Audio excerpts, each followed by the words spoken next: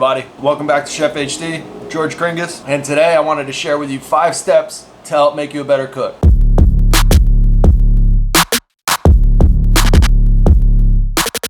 My battery died. So I honestly had a little trouble narrowing this down to just 5 steps. So I thought to myself, if I was to go back before I started cooking, what would be the 5 most important tips that I would like to know? Most important things to know before you start cooking. The hell do I start? What do you guys want to know? I think I'm gonna take a shower. Yeah, maybe shave. I think I should shave. You think I should shave? Yeah. Oh yeah. It's gross. Alright guys, so the first tip of the day, taste your food. Believe it or not, dude, there's still a lot of cooks out there that do not taste their food, and it drives me nuts. It's like common sense here, guys. Wait, that should probably be a tip. Anyway, taste other people's food, taste everything. Go out to dinner a lot, go try out that new takeout place. Trust me, invest the time into your craft. This is the fun part. Go out and get inspired. Oh, and try things that you didn't like as a kid, because I know for myself, there's certain things, your palate changes. There's certain things that I couldn't stand growing up, and today I love it. You know, like for example, first time I tried sushi, I was in middle school, and I couldn't even bear to swallow it. Like, it was just something with the textures. Yeah, it just wasn't for me. But now I can't get enough of this stuff. So give stuff a second chance. Taste everything. And critique everything in your head. You don't have to go on Yelp. Please don't go on Yelp. Fucking hate Yelp. Anyway, keep a journal. Keep a notepad. What would you do differently? And I mean, that's the only way to do it, man. Like, you can look at cookbooks, you can do all you want, but to go and actually taste something that somebody else created, I think is really cool.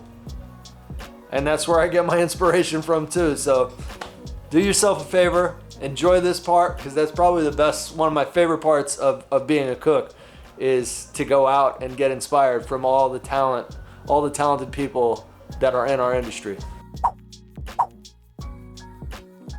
Alright, so I have 2 go-tos when it comes to salt in my kitchen. I got my daily driver, Morton's Kosher, which I basically use for everything. And then I get a little fancy with my finishing salt, Maldon, is that how you pronounce it? Maldon flaky salt. It's a flaky sea salt. This I just use, I break out when I have a big juicy steak and I'm carving up some meat, and it just needs a little bit extra love at the end. That's the stuff right there. So guys, you really have to learn how to season your food properly. This takes time and practice, but I have a really cool exercise that helped me get started. My chef instructor back in culinary school, this was like one of the first lessons that he taught us. He just grabbed a few basic ingredients, like, if I can remember correctly, it was a tomato, a cucumber, and some other stuff like that. And he had us try the ingredient on its own, and then had us go back and retry it, and this time we just sprinkled a little salt on it. This is a really simple exercise, but it really helped me understand the different effects that salt can have on every ingredient. If you're new to cooking, I would suggest giving this a try. It's a really cool exercise to get you started. And if you want to dive a little deeper into the world of salts, and there's so many different kinds of salts, dude. There's a really great book that I just read. It's called Salt, Fat, Acid, Heat. This book is so full of detail, it really blew my mind. It's a great read for any cook at any level. So do yourself a favor and check it out. So learn how to season your food, start light, and season a little bit throughout the recipe. Alright guys, this next tip probably should have been number 1, and this is what I do every time before I start cooking. So first thing I do, and my wife will probably disagree with me, but I make sure that the kitchen is somewhat clean and organized. I clear off my cutting board, I clear off my workstation, and then I get all my ingredients together for the recipe. Before I even start cooking, before I turn the heat on, I have all my ingredients lined up basically on my workstation. This is huge. The French call it mise en place. It just means everything in place, I believe. Correct me if I'm wrong in the comments down below, but everything in place, it will really make your life that much easier. I guarantee it. And it also makes cleanup a little easier as well. So try it out, get yourself organized, get yourself some of these ramekins. I'll leave a link down below. I found these on Amazon. I think they come in a pack of 12, but they're very useful. They're actually bake safe too, so it's a multi-purpose item, which I'm a big fan of. Get organized. All right, guys, let's talk about your knives. So there's 2 points to focus on here. One is actually you're gonna need to find yourself a good chef's knife. There's a lot of good brands out there. There's a lot of different styles of blades. I would start off with like a cheap, solid knife. I know Mercer is a good starting brand. Global, I believe. I'm not a big fan of Global. Wusthof, I would start around 50 to 100 range. Get yourself a decent quality blade. 7 to 10 inch, I think, is the right size for you starting off. You don't need a whole set. If you do have a whole set, great. You don't need it. You can always piece everything else together.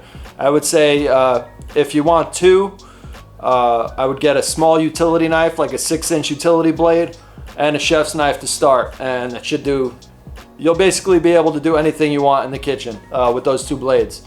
And then the second point, you got to keep them bad boys sharp, man. A properly sharpened blade will actually lower the risk of cutting yourself, because if you're using a dull blade, you get slippage, and your hand's right there as your guide. So if your knife slips as you're cutting, yeah, it's no bueno, and it's actually not even fun to cut with a dull knife. It's probably the worst thing ever. Probably the worst thing ever in the kitchen. And this is the utility blade I was talking about. I use this for basically everything. I think I use this more than my chef's knife, which is kind of funny, but it's just like a really easy, really sharp, versatile knife. And I think you guys will feel the same way. Like, you can peel stuff with it. It's like it dubs as a paring knife. I could chop like shallots and garlic with this as well. Those 2 knives right there is all you need to get started. So I found the perfect resource for you guys on YouTube. He's a master knife sharpener, and he works at Corn in New York City. And that's where I got my first knives from. It was right next to my culinary school. But if you learn from anybody, this is the guy right here.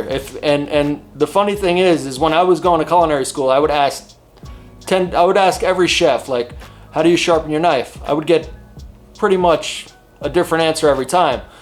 Same basic principles and stuff, but it was very confusing. So when I watched this, I actually tweaked my own technique a little bit, and he hits it right on the head. So if you're gonna use a whetstone, follow this guy's technique, and your knives are gonna stay sharp for a very long time. And in between sharpenings, figure out how to use your steel. This thing that was in your drawer, I like the flat one.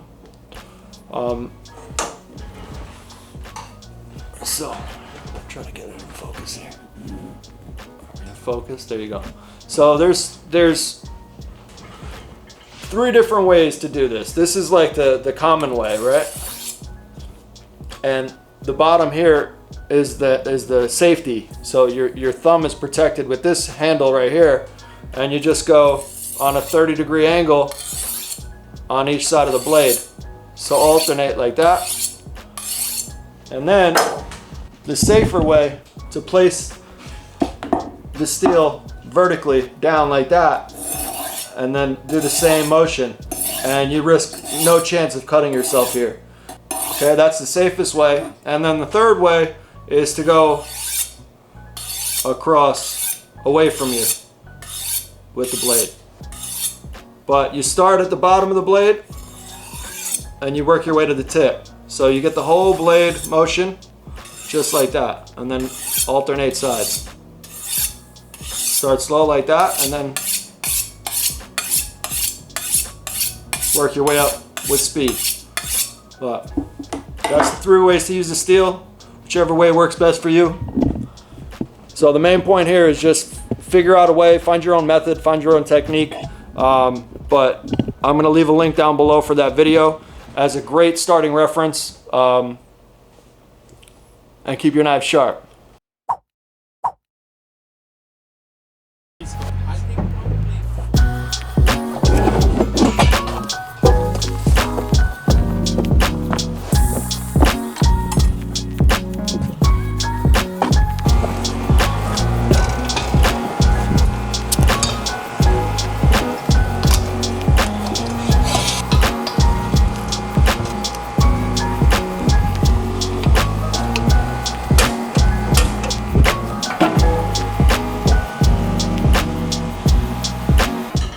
So, the last step and the hardest step to master is controlling your heat. Learning how to control your heat when you're cooking. So first thing you need to do, make sure you have propane. Whoever used the propane grill at my house last, baby Frank, probably me. I go to cook my salmon and there's nothing left, no juice left. So I had to run out, grab some propane. That's step number one. Make sure your fuel, make sure your equipment is on. All I can say, guys, is it just takes time. Like everything else, this one takes the most time and practice. Learn your equipment. There's so many different variables when it comes to this topic. What kind of equipment you're using, what kind of fire you're using, what kind of grill you're using. If it's propane, if it's charcoal, your pans. Are you using aluminum pans? Are you using a Teflon pan? Are you using cast iron, stainless steel? They all conduct heat differently, so there's little pieces to this that need separate mastering. So it's very hard for me to give advice on this. There's two pieces of advice I can give you here, and a lot of cooks have trouble doing this. Is start with eggs. Start with a non-stick pan. I like to start with my flame high. I throw my butter in. The first indicator to me is how fast the butter melts. The sounds, use your senses again, I say it. The sound when the butter hits the pan is going to be a clear indicator on how hot your pan is. The good thing about these pans though is they react quickly when you turn down the heat. So grab a dozen eggs, bring your friends over, make them omelets, make them scrambled eggs, do whatever you got to do. Just keep practicing.